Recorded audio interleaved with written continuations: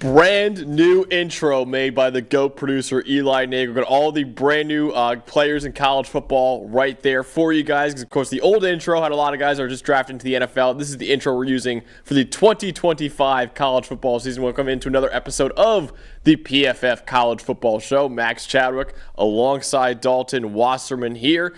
Dalton, we're going over my top 10 wide receivers in college football entering the 2025 season. I want to remind you guys, this is a top 10 receivers in college football, not the top 10 receivers in the NFL draft. And that's especially true, Dalton, because there are like 4 or 5 guys on this list that aren't even eligible for the 2026 NFL draft. It's a very hard list to make for me personally. I think it's a wide open position group going into next year. Something you were just mentioning to me right before the show, and something I was thinking as I was going through this list and then some of the names that were left off, and I was like, this must have been the hardest one for you to put together, because the combination of guys who we already know can produce and have produced before, and then some of these standout young guys that you're kind of projecting like, hey, this is the guy that's going to explode this year. And there's a couple of them on this list, even some of them competing with some of the teammates that you left off of here. I think it's a very interesting way to go about it when you have that combination. And then we have so many guys transferring to new teams as well that makes it so fascinating. So when I went through this and I got done looking at these 10 plus the 11th guy you wanted to mention in here, I was like, man, you could have easily had a top 20 and probably still had a hard time making this list. This must have been the hardest one you did. It was impossible. So that's why I want you guys in the comment section, even in the live chat right now. I know we got Drake and Donnie in the chat right now. They both love the intro. Both of you, and of course everyone else in the chat, please let me know what you think about this list, because this list is wide open. I've tried to do my best with this one, going off the stats from last year, the grades from last year, all the metrics, all the tape watch I did last year as well. But a lot of it is projection, right? A lot of it is, okay, I think this guy's going to merge next year and be a superstar in college football. Of course, all of these lists that I make and Dalton makes and everyone here at PFF makes, they're all using the PFF data that we have available to us. It's also available to you guys with a PFF Plus subscription at subscribe.pff.com. So make sure you guys go subscribe to PFF so you have access to all the great data and analytics that we have here. You can make your own lists, honestly, for top 10 receivers in college football. Donnie giving us a $2 super chat saying $2 for Eli being the GOAT, and Max and Dalton are okay, I guess.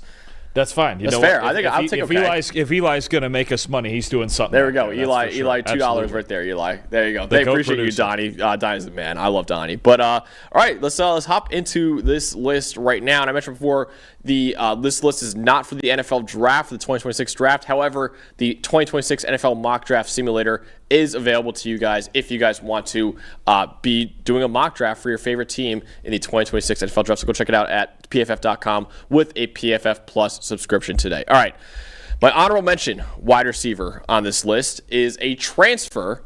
That is Makai Fields going from Virginia to Notre Dame next year. And I think Notre Dame's receiving core, honestly, is a very, very good receiving core. Jaden Greathouse was a guy I considered for this list as well. Jordan Faison is back for another year, the star lacrosse player, in addition to being a good receiver for Notre Dame as well. I think Makai Fields is probably the best one out of those three, though. In fact, he has over 1,600 receiving yards over the last 2 years. That leads all receivers returning in the Power 4. He's a big body. He's 6'4", 220 pounds, 23 contested catches over the last 2 years, is tied for 15th among all receivers in the country. And he put up those kind of numbers with a pretty bad quarterback situation at Virginia as well. Virginia was 117th in the nation in passing grade this past year. So CJ Carr, probably the new quarterback for Notre Dame going into next year. We don't really know much about him. He hasn't really played much yet, but he was, I believe, the number 6 quarterback coming out of high school, so probably has a better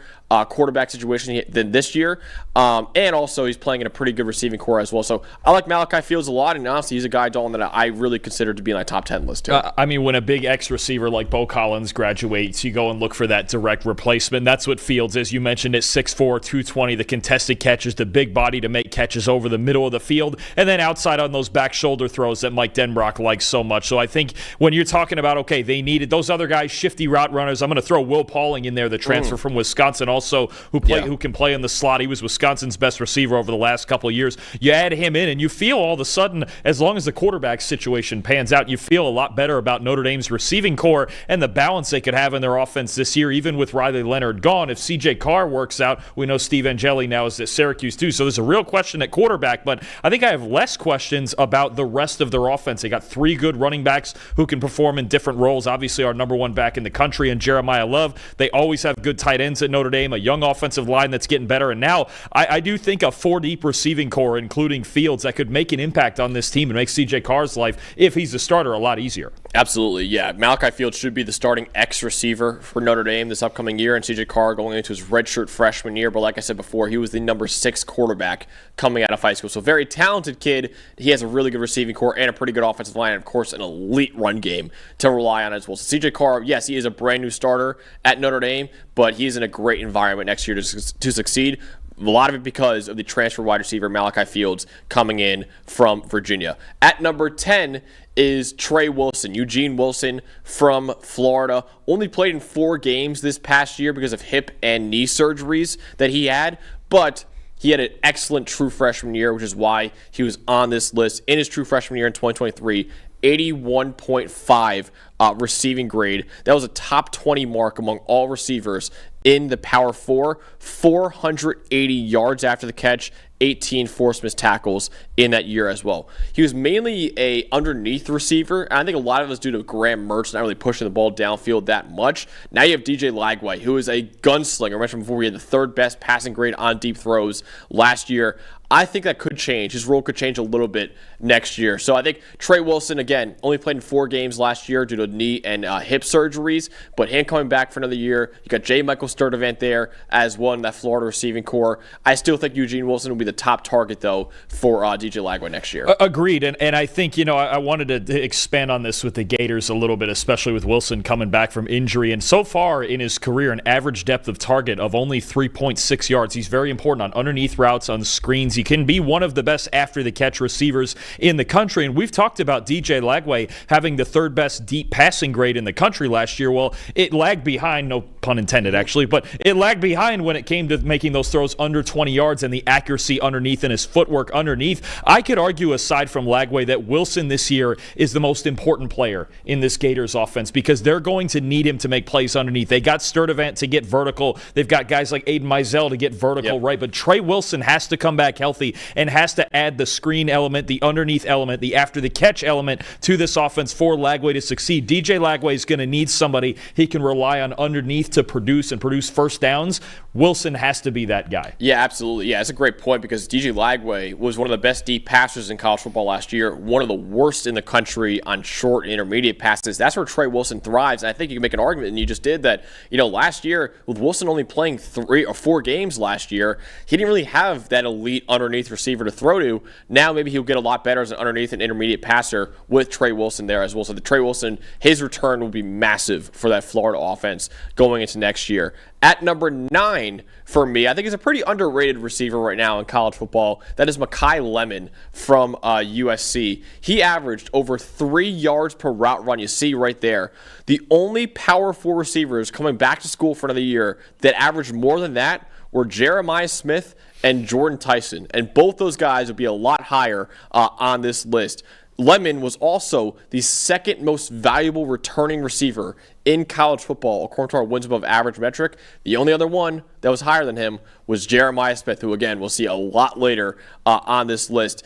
Lemon kind of started off slow to start the year, but from week 7 on, he had almost 700 receiving yards, which were the 11th most in the country in that span. So, again, another guy who I think is going kind of underrated in college football, but he's a very efficient receiver and averaging over 3 yards per route run. I had to put Makai Lemon somewhere on this list. That level of efficiency, all you need now is the target share and the increased volume. And look, Lincoln Riley's always got these guys floating around, going back to CeeDee Lamb and Jordan Addison, and then even Taj Washington, who wasn't drafted as high as those 2 guys, but an efficient, crafty slot receiver who just finds his way open. Even reminded me, I think he's a little faster, but reminded me a little of the same way I like the craftiness of Xavier Restrepo, right? It just feels like there's always one of these guys in the slot that's heavy in the RPO game, in the screen game, underneath, crossing routes, all of those things. Lincoln Riley just finds ways ways to use slot receivers better than almost anybody in the country. Lemon is next in line, and with certain other guys transferring out, Zachariah Branch is gone, Deuce Robinson, Kyron Hudson.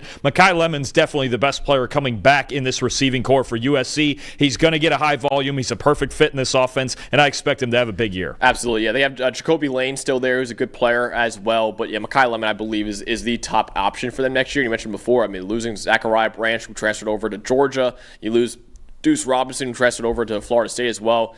There's a lot more targets to be had for Makai Lemon next year. I think he could really emerge and become one of the better receivers in college football. Like I said before, he had like 680 receiving yards from week 7 on that were top 15 in the country in that span. So he really did start to turn it on down the stretch for that USC offense.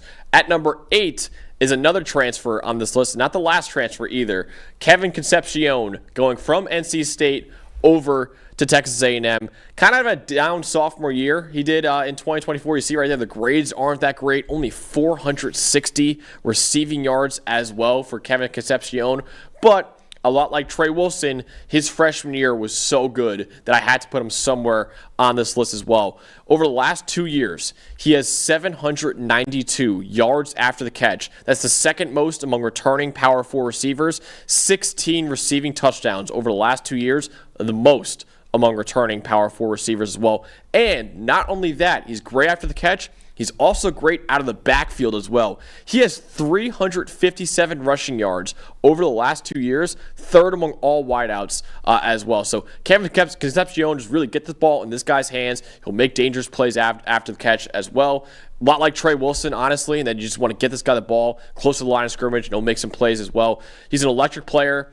I think he's a lot like Terry Bussey in the receiving corps. Terry Bussey also is pretty good out of the backfield, also is really good in the screen game. So they've kind of two receivers like that in that A&M offense, but I really like Kevin Concepcion, man. I think he will have a bounce-back year at A&M next year. He can have a bounce-back for sure, and I think A&M can use him as this versatile piece. You mentioned the threat as a rusher. That was taken out of NC State's offense a little bit. He did it more so in his freshman year when he was actually their second leading rusher and their best receiver, right? So I think Concepcion, you can see it with the ball in his hands, absolutely electric. I can only imagine the number of packages they're going to have that Colin Klein's going to have in this offense with Concepcion running all the jet sweeps and Marcel Reed in the backfield with the great backs that they have back there, Le'Veon Moss, Amari Daniels, all the guys that A&M has. They're going to want to run the football. I do think Concepcion's going to be a big part of that, but if he can add the downfield element back in, and NC State's quarterback situation last year was not ideal, they're really committing to surrounding Marcel Reed with weapons, but I think as a two-way threat, Concepcion is a perfect fit for this offense. I think Colin Klein's really going to find a lot of nice ways to use him. Yeah, absolutely. Kevin Concepcion, like I said, had a down year last year, but I think a lot of that was due to just what he was dealing with at NC State.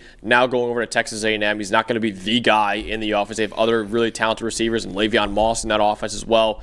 I think you could have a bounce-back year at A&M. And I'll say this for him, too. Even if for any reason, let's say he doesn't necessarily bounce back as a receiver, I think you could certainly go, say, the Tyrone Tracy route and just put him in the backfield, and he'd be really good back because there are reps where he just lines up back there and takes some sort of zone handoff, and he finds the hole and he's breaking tackles. So this is just a talented athlete that you want. I think in this offense, especially the way that they run it, he's going to be a really nice fit. I'm looking at it right now. So his freshman year, he had the second most rushing yards on the team. Brendan Armstrong, the quarterback, had the most rushing yards, but Kevin Concepcion had more rushing yards than any running back for NC State that year, as a true freshman. It looks natural when he's back there. So I think as a fallback option, if you ever wanted to just move him back there on a more consistent basis, I don't think it's a terrible idea. But like you mentioned with Terry Bussey, just put as many athletes on the field as you can and see where it goes. Yeah, a really, really talented receiving core at A&M next year. When we rank my top 10 receiving cores in college football, Texas A&M will most likely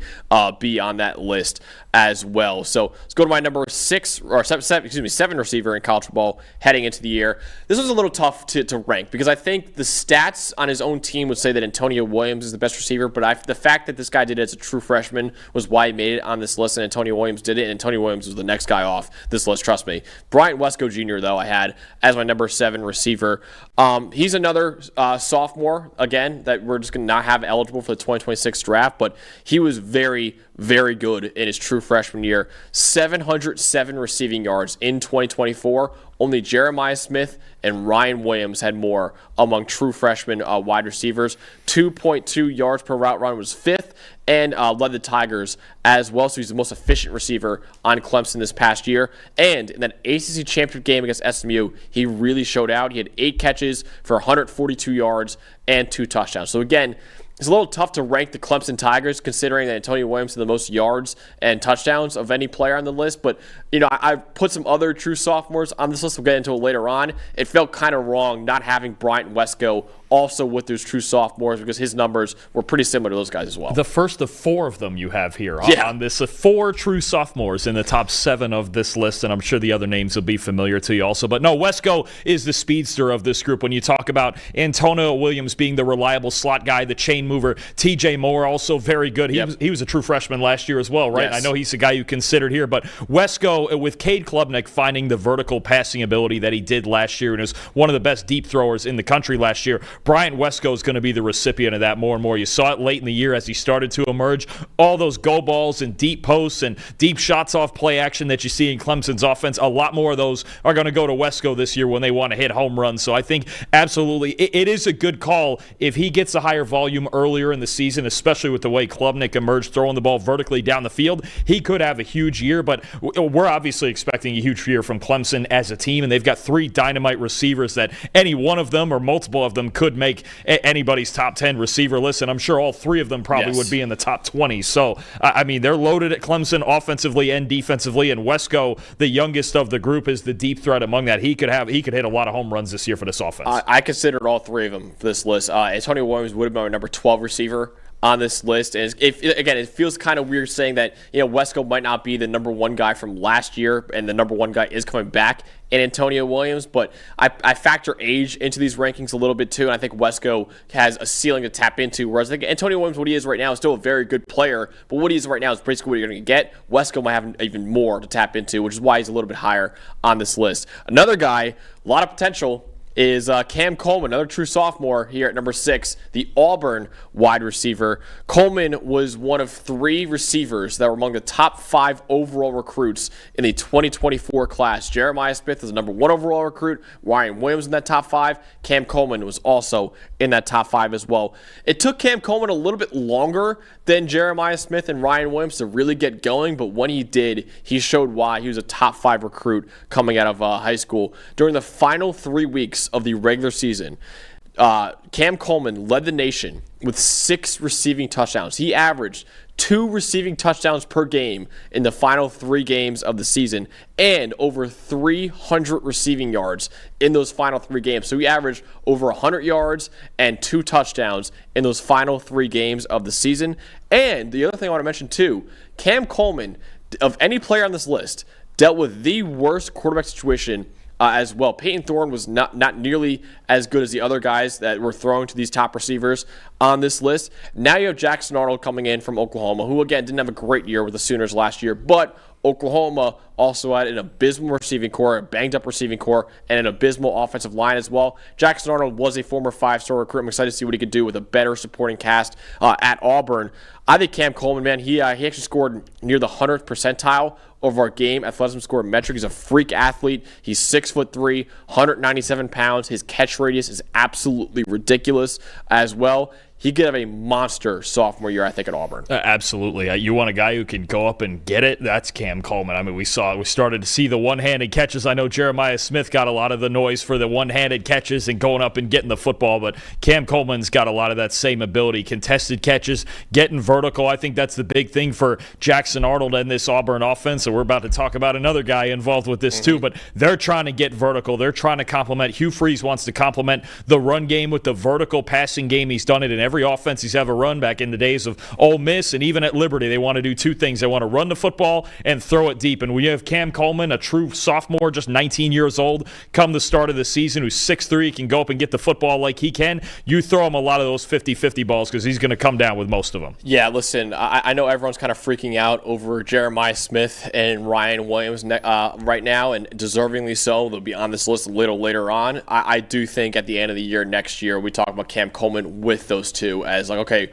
who is Jeremiah Smith will be wide receiver 1, but those two, all three of them could be top 5 picks in the 2027 draft. It's all about the quarterback. It's what's going to make Auburn so much fun to watch this year. But there's always the X factor of that guy throwing the ball. If Arnold comes in and throws it well, boy, he's certainly got some tools to work with. Oh, he's got some tools. We'll get to another one very soon. But before we get to the top 5 of my list, go talk about the sponsor of the show. That is Fabric by Gerber Life. What does your child's future success look like to you? A job they're passionate about, traveling around the world, or just being happy and comfortable? Whatever their journey, you can help make it easier to achieve with a kids investment account from Fabric by Gerber Life. By making contribution to your child's future today, you can help give them the means to pursue their dreams, big and small. Fabric by Gerber Life was designed by parents for parents to make it easy to plan for and manage your family's financial path. With a kids investment account from Fabric, you can start investing in your child's future today. Kids can't invest when they're minors, but a kids investment account allows you to invest on their behalf now, giving their investments more time to grow. Start with just $20 with no contribution limits, tax advantages, and your funds are SIPC insured up to $500,000. Plus, no commission fees and just a low, flat monthly maintenance fee. Unique gifting lists can be shared with family and friends, so instead of more stuff, they can help grow your child's investments for their future instead. Join the thousands of parents who trust Fabric to help protect their family. Start investing in your child today at meetfabric.com/PFFcollege. That's meetfabric.com/PFFcollege. meetfabric.com/PFFcollege. Portfolios managed by Fort Washington Investment Advisors Incorporated. Additional services provided by Apex Clearing Corporation. All investing is subject to risk. Learn more at meetfabric.com. All right, let's get to the top 5 of my top 5 receivers in college football. Number 5 is Cam Coleman's now teammate, Eric Singleton Jr., transferring over from Georgia Tech to the Auburn Tigers this year. He's the best receiver who switched schools this offseason. He had a great 2 years with the Yellow Jackets. Over 1,400 receiving yards over the last 2 years, second most among returning Power 4 receivers. Also, I mentioned before that game athleticism score metric that measures your size, your speed, your quickness, your agility, all that based off the tape and your GPS tracking. We have above the 99th percentile in that gas metric. He can fly on the field as well. He has track speed, ability to hit the home run at any point.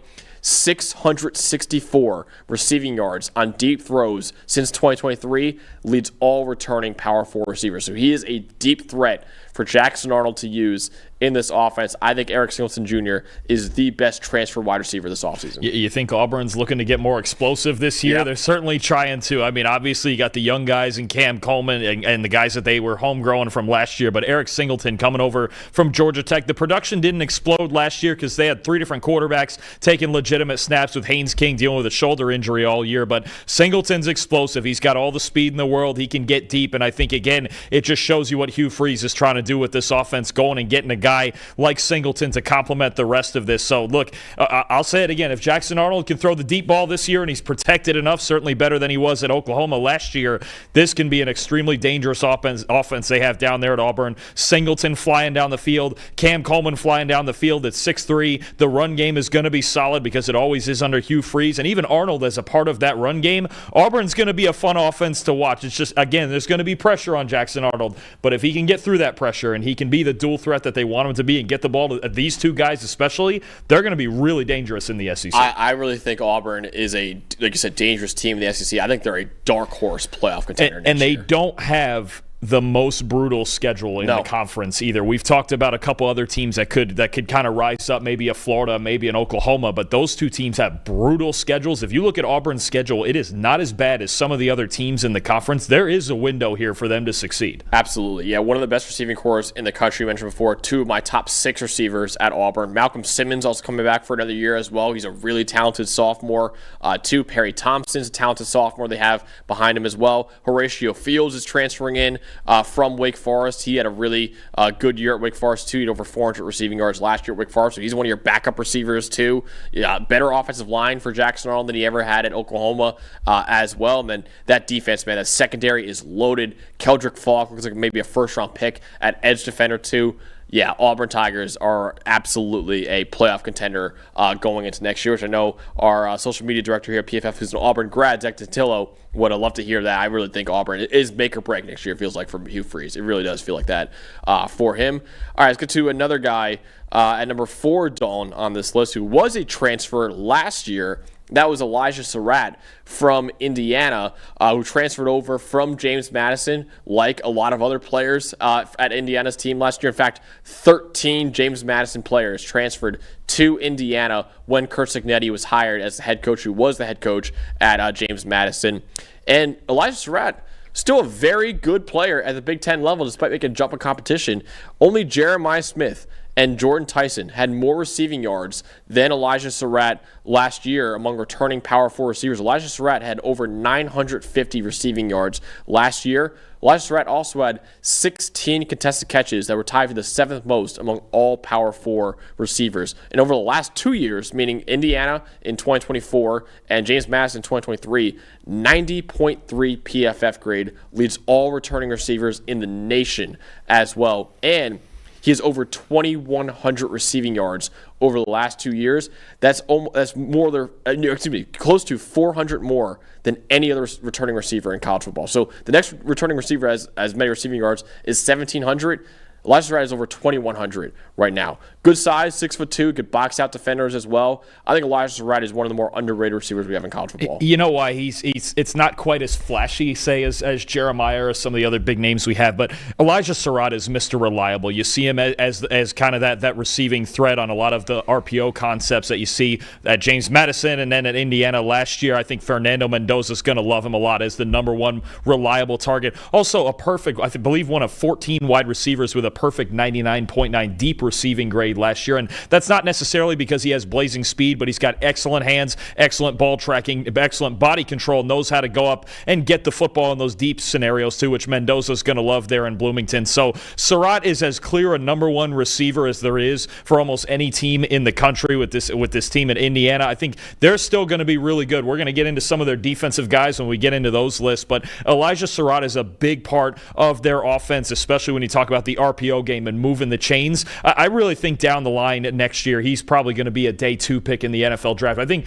maybe a lack of blazing speed keeps him out of round 1, I think, but he's got a really good body. He's as good a possession receiver as it gets in college football right now. Yeah, absolutely. He feels like a second or third round pick in the NFL draft, maybe a second round pick. I just think Elijah's right. You're right. The speed will probably hold him back from being a first round pick, but he is absolutely one of the better receivers in college football right now, and he's been really good over the last 2 years. Again, over 2,000 receiving yards over the last 2 years, and he looked really good at the Big Ten level despite making the jump from the Sun Belt as well. So number 4, Elijah Sarratt from Indiana. At number 3, I know Drake Holly's going to love this, is Jordyn Tyson from Arizona State. Massive breakout year for Tyson last year. Had 1,098 receiving yards as a redshirt sophomore. The only returning Power 4 receiver who had more was Jeremiah Smith. And in the second half of the season, Jordyn Tyson really caught fire. He led the nation with 729 receiving yards in the final 6 games of the regular season. He also led the second with the Power 4 with over 4 yards per route run in that second half of the season as well. And unfortunately, he suffered a shoulder injury in Arizona State's final regular season game, which is why he didn't play in the Big 12 title game or the playoff game against Texas, which honestly, if Jordyn Tyson played that playoff game against Texas, they might have beaten Texas in that game, considering it went to double overtime and they're missing their top receiver, superstar receiver in Jordyn Tyson.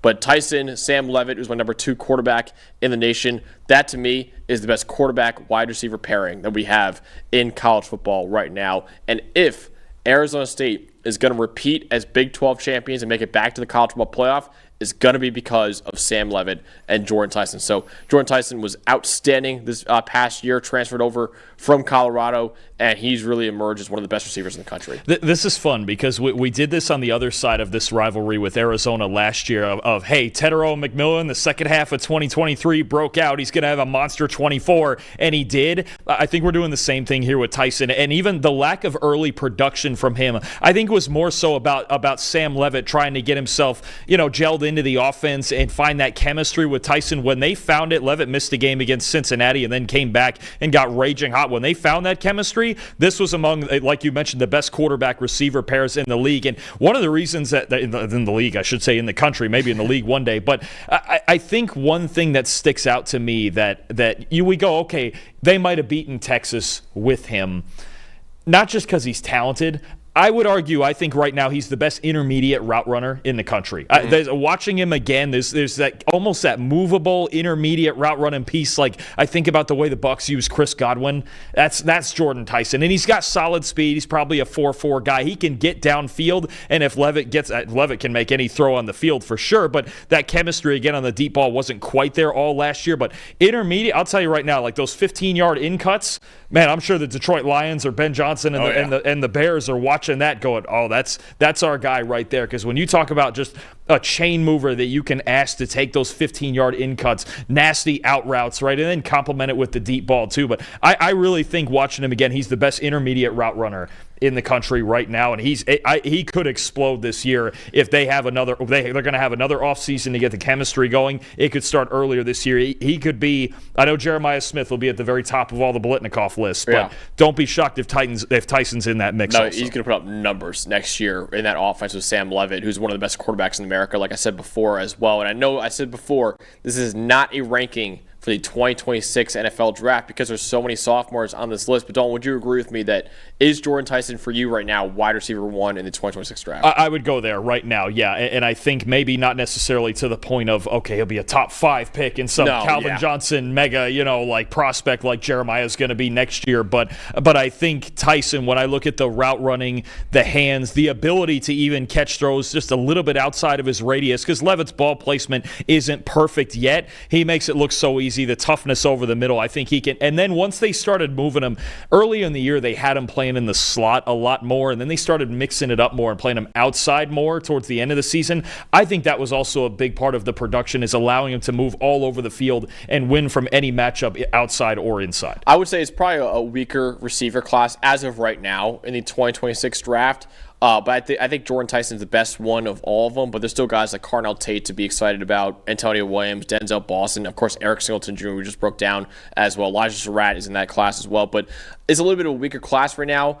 But Jordyn Tyson, I would say, is the number 1 receiver as of right now for the 2026 NFL draft for all the reasons we just said before. But the reason why, Dalton, he is the number 1 receiver for next year's draft and only the number 3 receiver in college football is because the top 2 on this list are not even eligible for the 2026 NFL draft. Coming in at number 2 is Ryan Williams from Alabama, who I know everyone's talking about Jeremiah Smith and how amazing he was. And yes, he had the best true freshman year we've ever seen from a wide receiver. But Ryan Williams was outstanding as well in his true freshman year. 865 receiving yards last year. Only Jeremiah Smith had more among true freshman wide receivers in the country. And also, if you look over the last 3 years among true freshman receivers, he was still second only behind Jeremiah Smith as well. So not only is he second last year among true freshmen, he's second among true freshmen over the last 3 years in college football as well, in the entire nation. Ryan Williams also led all true freshman receivers with 170 receiving yards after contact. He only trailed Jeremiah Smith in yards after the catch, in receiving touchdowns, and yards per route run. This guy can fly. Elite speed and elite body control as well. I know everyone will always remember that touchdown catch against Georgia where he made the catch over 2 defenders, spun out of a tackle immediately after, and scored the touchdown for the Crimson Tide. And of course, everyone said this on every broadcast the entire year, but it has to be mentioned again. He was 17 years old his entire freshman year. Not only a part of his freshman year, his entire freshman year. This guy should have been a senior in high school last year. He reclassified. He'll be 18 years old for all of his sophomore year. He'll be 19 years old for all of his junior year. And Dalton, he'll play his entire rookie year in the NFL at 20 years old. So he won't turn 21 until his second year in the NFL. That's the enticing part, is he's that good, that young. Don't forget the other catch he made when he got behind Malachi Starks and then had to juggle it and find it again too. I mean, look, when you're making plays like that on that big a stage as a 17-year-old kid, you're going to be high on this list. And going back and watching him one more time, I think comps are always difficult, especially so early in a guy's career. But he's a little bit smaller. He reminds me a lot of CeeDee Lamb. I think that's where I'm sticking with CeeDee Lamb here. And then, of course, I had to go and compare the numbers to it. All right, here's Ryan Williams' numbers from last year. 48 catches, 865 yards, 8 touchdowns, 71.7 receiving grade, okay? Let's go back to CeeDee Lamb's freshman year at Oklahoma. 46 catches, 813 yards, 7 touchdowns, 75.6 receiving grade. Slightly higher, but really only a couple of plays more so, that raises that up. Very, very similar to CeeDee Lamb's freshman year at Oklahoma. I think you're about to see an explosion, especially if Kalen DeBoer getting everybody in year 2 of this offense, and then they can figure out the quarterback situation. We think it's going to be Ty Simpson. We're not entirely sure yet, but either way, whoever's throwing the ball is going to be getting it to Ryan Williams a lot because he is a fantastic talent, and you mentioned it, through all of Alabama's struggles. I think that and all the guys returning on defense, that's the 2 biggest rays of hope for Alabama. We're going to get into a boatload of their defensive guys later on, but Ryan Williams needs to become the centerpiece of this offense, especially for a team that's going to have a new starting quarterback. And when you watch the tape on Ryan Williams, there are a lot of receptions, receiving yards, even touchdowns left on the table. Left on the table. Yep. Jalen Milroe, I mean, there were times you could see Ryan Williams last year was getting really frustrated with Jalen Milroe. A lot of them in the Tennessee game, I remember Milroe was just flying them all over the place. Williams was open for some big-time yards and big-time touchdowns for Alabama last year. A lot of them left on the table with Jalen Milroe. We'll see what happens with Ty Simpson next year, who was also a 5-star recruit coming out of high school a few years ago. We'll see what happens next year, but those numbers for Ryan Williams are that good, and they could have been a lot better because Jalen Milroe was leaving a lot of throws on the table. Even he's a very talented quarterback, but yeah, he was missing a lot of those throws to Ryan Williams last year, and I can see he was getting pretty frustrated by it. So he comes in at number 2. At number 1, I mentioned before how this list was so hard to make because just making the whole top 10 with so many talented players was really difficult. Dalton, this was the easiest number 1 of any of my lists so far because he's the best player in college football. Not the best receiver in college football. He is the best player in college football. It's Jeremiah Smith from Ohio State. Jeremiah Smith entered Columbus as the highest rated recruit in that 2024 recruiting class and the highest rated wide receiver recruit ever.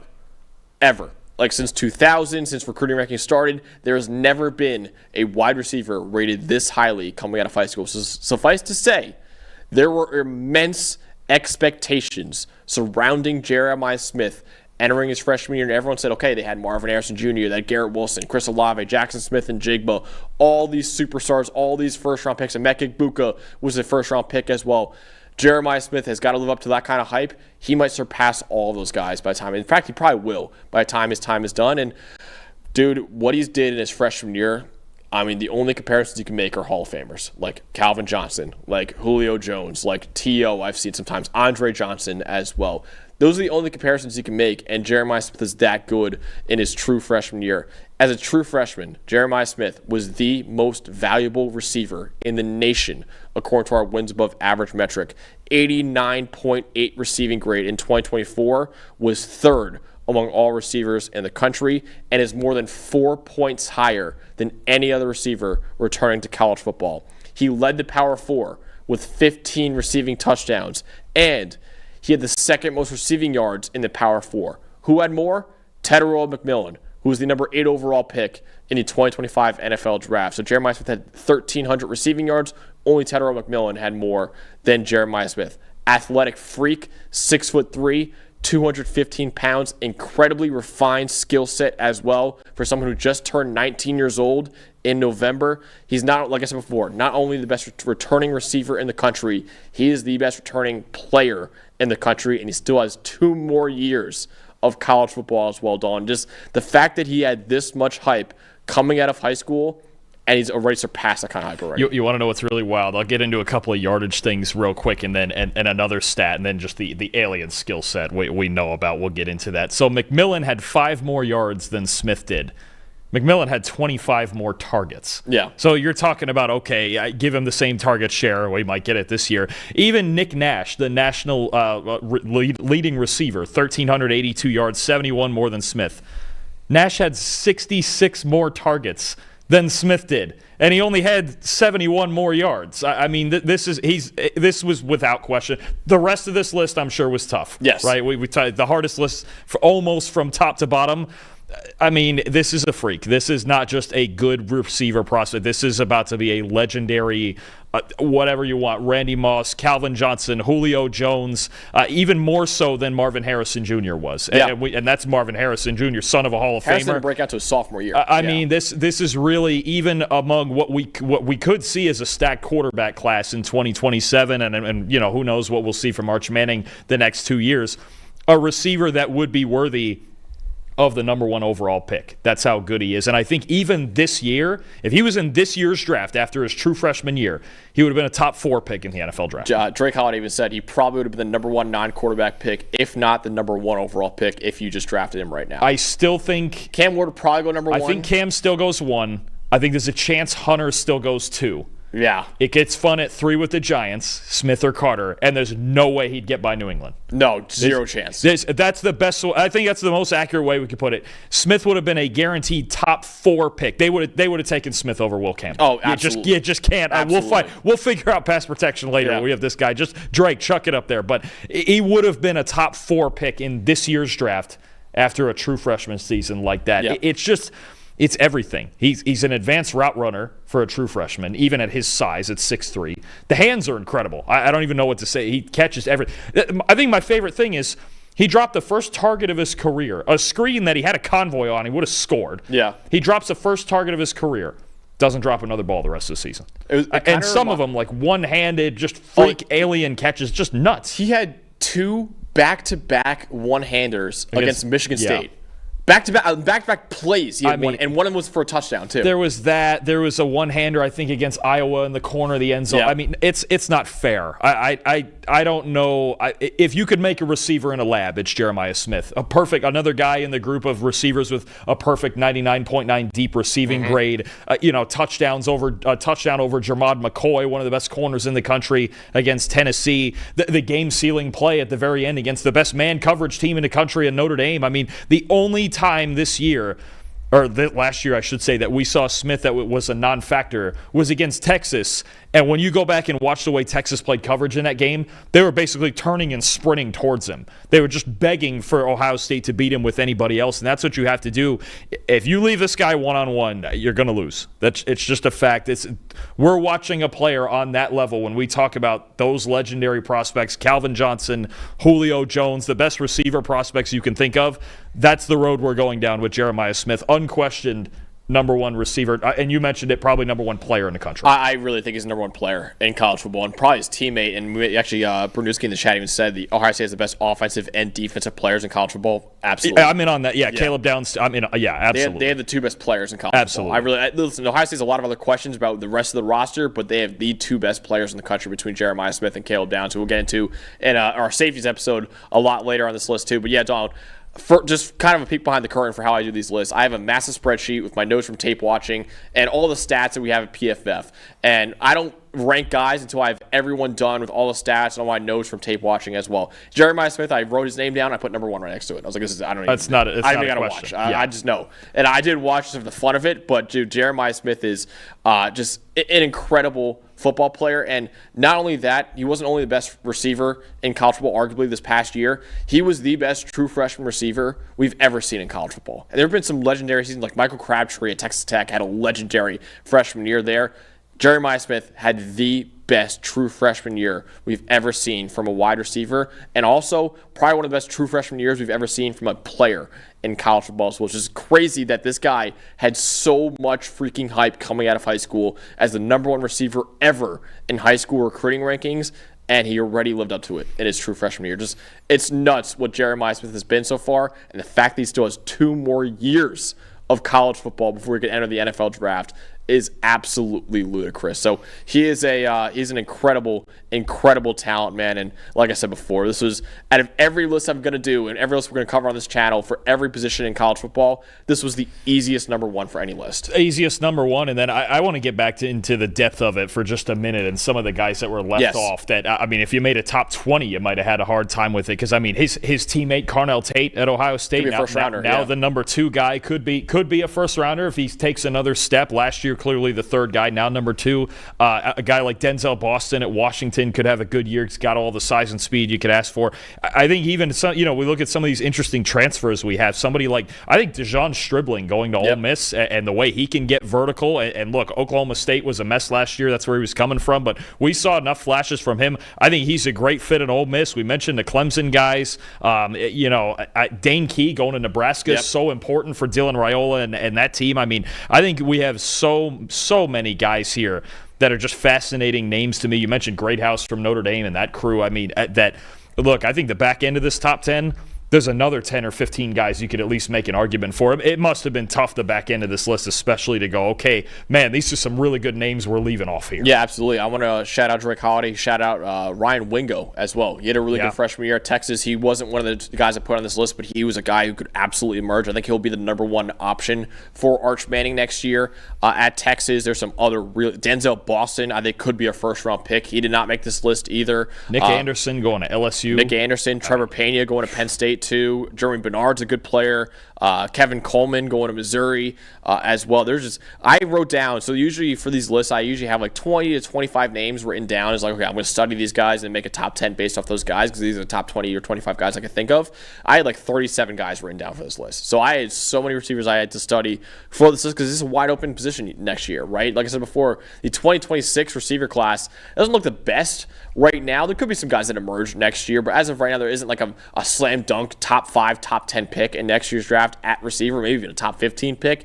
But there's just a lot of guys you need to know for next year. The 2027 receiver class could be an all-timer. We could have like 3 guys like, yeah, that's a top 5 pick right there. But I think the more we look at this, there's guys who could emerge as long as the situation presents itself, right? I think we feel good about Sarratt. We feel really good about Tyson as long as Levitt's progress keeps up. Eric Singleton at Auburn's an interesting one because if that entire Auburn situation, and I know our guy ZT is glad to hear about this, but that entire Auburn situation is one to watch on a lot of different levels. Some of those defensive guys you've mentioned, you've got the receivers, Cam Coleman next year, but Singleton this year could be a big-time prospect. Connor Lew at center is one of the best centers in the country. You've got a lot of talent. That's the idea behind Auburn right now. It's a boatload of talent, but we just got to see it, right? I think Makai Lemon could become everybody's favorite slot receiver by the end of the year in Lincoln Riley's offense, as long as Jaden Mayava and that whole situation pans out, right? Antonio Williams, I think we can't forget about him at Clemson. No. Big true sophomore names. Antonio Williams looks like an NFL receiver to me, another guy in the slot where I'm like, so I think there's a lot of solid prospects, and much like the quarterback class, we're just waiting to see who are the first-round guys? Who are the top 2 or 3? It's a very wait-and-see class, I think, both at quarterback and receiver. But there's some arguments, and you already another one I'll throw in there again. A lot of scouts love Denzel Boston. Watching him, he reminds me a lot in the same way as Jaden Higgins, who darn near went in the first round. And I do wonder if the Texans didn't trade out, if they would have taken him there at 25. But just another conspiracy theory we have going. But he reminds me a lot of Jaden Higgins with the size and the way he can move as well. A few guys I want to see bounce back years from. Evan Stewart didn't have the best year at Oregon last year. He'll be the number 1 receiver now for Dante Moore at Oregon now, so he should be a guy to watch out for. Zachariah Branch. This is a guy 2 years ago we would have thought would be number 1 on this list, considering he was a top 5 recruit coming out of high school and had really intriguing freshman year, has really intriguing tools. Just wasn't really very good at all at USC last year. Now he's going over to Georgia, will probably be the number 1 receiver at Georgia as well. Nick Anderson going to LSU, transferring over from Oklahoma. He was really banged up last year at Oklahoma, but he showed some really good signs in 2023. Aaron Anderson, another LSU receiver, is there as well. So a lot of guys to just keep an eye on. Jacoby Lane's a good player as well. But yeah, it's a wide open receiver class. And Dalton, I'm looking at it right now, the consensus board available online as well. Cardinal Tate, first-round receiver. Jordyn Tyson, first-round receiver. Antonio Williams, first-round receiver on the consensus board. So they're all top 32 prospects. The other one who's a top 32 prospect and maybe the best, in theory, player in college football is Nick Harbor. From South Carolina. We got to see it. We have to see it. I will just say he's raw, but he is the biggest freak athlete in college football. Well, he looks like DK Metcalf, right? Yeah. Or maybe even a bigger version of that. That's what you're looking at is can him and Sellers find the chemistry, especially on the deep ball, because that's exactly what you're thinking about to me with Nick Harbor is it looks like DK Metcalf. He's got freak speed at an elite size. I mean, it's just, these are the types of guys that we're leaving off. So we're going to get guys that emerge. You put almost 40 guys on this list, and I'm sure there's guys even you didn't write down, like Harbor, who could emerge and work their way into the top 10 even by the end of this year. There's a lot of them. I think there's a better depth of receiver than we think there is, even for next year's class. I know a lot of the talks are going to be about 2027. We don't need to skip ahead too early. No, Nick Harbor, just for anyone who doesn't know, he's 6'5", 235 pounds, and he's basically training to run in the Olympic track too as well. Yeah, he runs a 10-1 in the 100-meter dash, which is ludicrous. All we have to do is see it. We just have to see the production, and he'll be a guy that people look at for the first round. Yeah, absolutely. 6'5", 235 that runs a 10-1 in the 100-meter dash is ludicrous. Again, he's a little raw as a receiver right now, but he absolutely has the tools to be a first-round pick next year if he can emerge with Lenore Sells. And, of course, Lenore Sells is one of the biggest arms in the country that can help out with that kind of speed right there, Nick Harbor. Yeah, absolutely. All right. That's what we got for my top 10 receivers in college football. Appreciate all you guys in the chat. We had a pretty active chat today. Appreciate you guys all in the chat right there. We have more of these lists coming out very soon. On Thursday will be my top 10 tight ends in college football. A lot of transfers in that top 10 tight end list as well. So make sure you guys subscribe to the channel so you don't miss that. Plenty more lists coming as well. Plenty more rankings for positions in college football, position units in college football. And then Dalton and I will be getting into our season previews for every single one of the Power 4 teams in the country before our final prediction videos for the 2025 season, as there's a lot of content coming on this channel over the next few months before the 2025 college football season. Make sure you guys subscribe to the channel so you don't miss any of that. For producer Eli back there, for Dalton Wassman, I'm Max Chadwick. We'll see you guys on Thursday for the top 10 tight ends in college football and the 2025 season.